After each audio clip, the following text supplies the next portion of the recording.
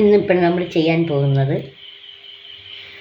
മുളക് ചുട്ടതും അതുപോലെ തന്നെ തേങ്ങ ഒന്ന് ഓടെ ചൂടാക്കിയത്, അതായത് ഫ്ലെയിമിലൊന്ന് വെച്ച് ചൂടാക്കിയത്. അതാണ് ഈ കറുത്ത പോലെ കാണുന്നത്. മുളക് ചുട്ടതാണ്. മുളക് ചുട്ട ചമ്മന്തിയാണ് അരയ്ക്കാൻ ഉദ്ദേശിക്കുന്നത്. വെളുത്തുള്ളി, പുളി, മുളക്, ഉപ്പ്, ഇഞ്ചി, പച്ചമുളക്, തേങ്ങ ചുട്ടതാണ്. ചുട്ടെന്നല്ല, ഫ്ലെയിമിലൊന്ന് കാണിച്ച് ഒന്ന് വെള്ളം പറ്റിച്ചതാണ്. ഇത് ചുട്ടതാണ്. അപ്പോൾ ഈ വെളുത്തുള്ളി എടുത്തതിൻ്റെ ഉദ്ദേശം, വെളുത്തുള്ളി ഇഞ്ചി എടുത്തതിൻ്റെ ഉദ്ദേശം, ഈ ഗ്യാസിൻ്റെയൊക്കെ അസുഖം ഉണ്ടെങ്കിൽ ഈ ഒരു ചമ്മന്തി കൂട്ടി കഞ്ഞി കുടിക്കാനോ ചോറുണ്ണാനോ നല്ലതാണ്. അപ്പോൾ അതാണ് ഞാനിന്ന് ഉദ്ദേശിക്കുന്നത്. അപ്പോൾ ഞാൻ ചെയ്ത് നോക്കട്ടെ.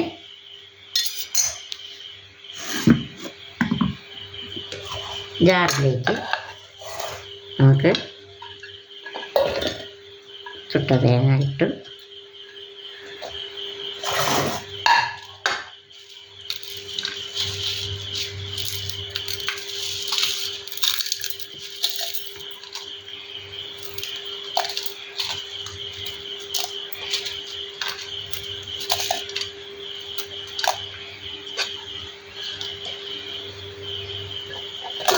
വെളുത്തുള്ളി, പുളി, ഇഞ്ചി, ഉപ്പ് എല്ലാം കൂടെ ഒന്ന് പൊടിക്കട്ടെ.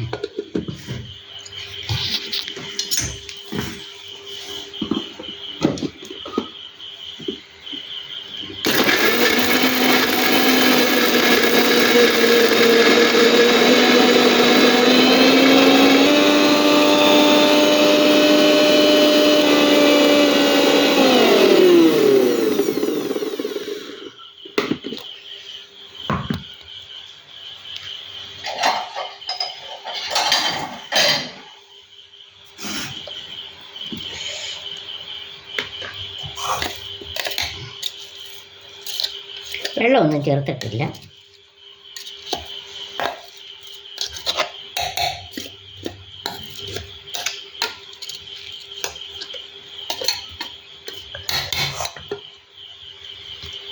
ഉപ്പുണ്ടോ എന്ന് നോക്കട്ടെ.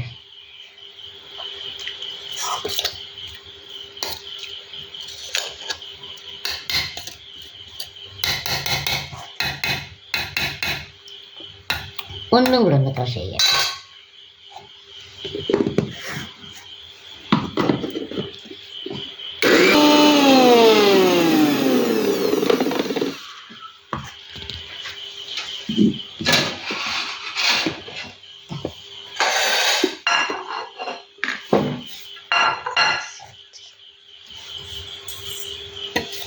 ചമ്മന്തി സൂപ്പറായ ചമ്മന്തിയാണ്.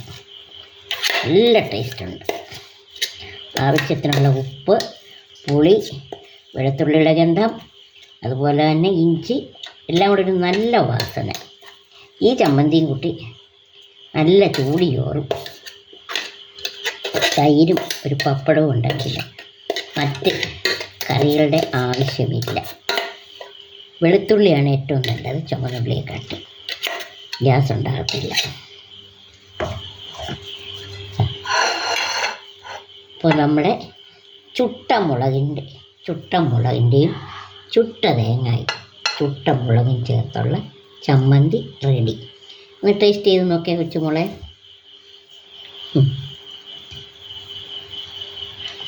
എങ്ങനെയുണ്ട്?